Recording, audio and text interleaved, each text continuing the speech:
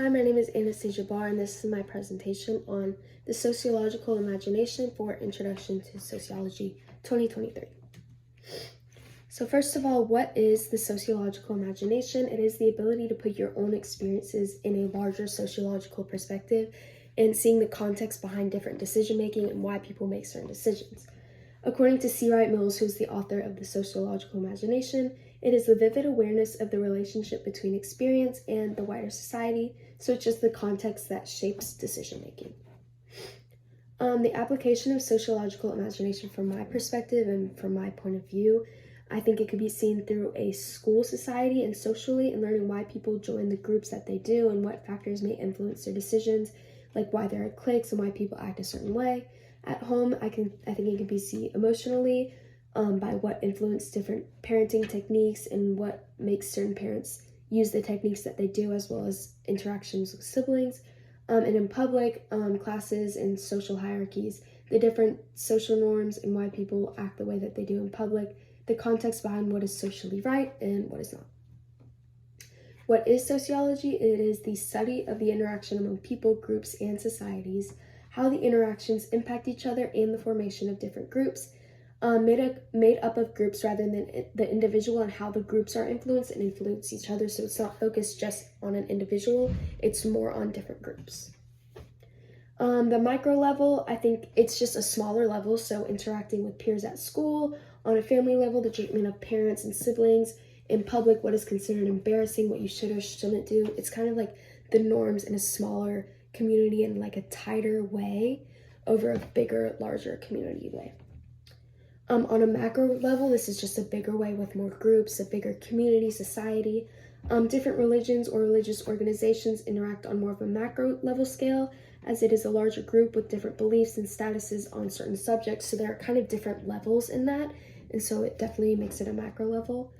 Schools can also be developed on a macro level with the different sports teams, the different cliques, the different clubs, and their schools internationally, so they all have something similar, so I think they can be they have interactions on a larger scale.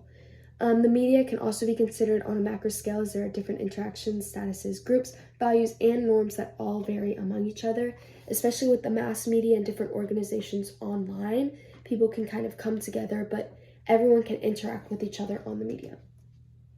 Social forces are what forces shape our life. Different forces in culture, socialization, and social structure can impact each of our lives and experiences. Different cultural norms can influence one to act in a certain way, and there are also different social structures like social hierarchies, class structures that may influence someone to act a certain way in order to be able to want to fit in, or just to a community, different rules, norms, like gender norms, social norms, what is considered normal, what is not. Relationship between the individual and society. Societies can greatly impact the way an individual acts or makes decisions. Many individuals feel like they have a certain role in a society and each impact it in a certain way. Norms can also impact the way one acts and why they act in that way. So each community, each different religion, social structure has different norms and what is considered normal. And you can see that around the world and in many different communities.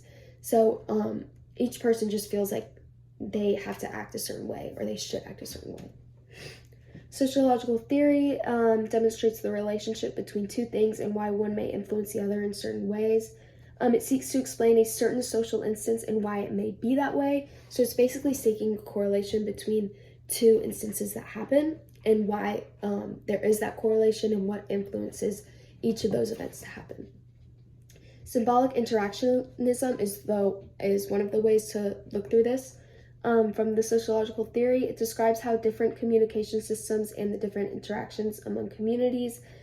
It could help describe the relationship between individuals and communities as one influence the other, and why interactions within the society impact each individual, different classes and structures that impact the individual. So it's kind of on a larger scale and seeing the interaction between the individual, the class structure, the society, the community as a whole, as opposed to just the individual. So it's kind of seeing the interaction between all those. Research methods. I think the best way to observe the relationship between an individual and the community is through qualitative data analysis and looking at the different characteristics and events that influence an individual as well as groups in different societal roles.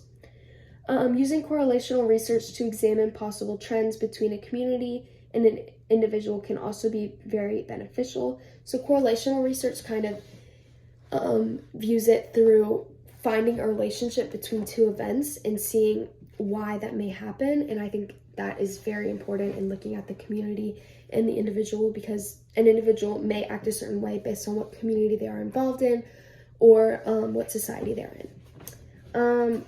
That's my presentation. Thank you so much.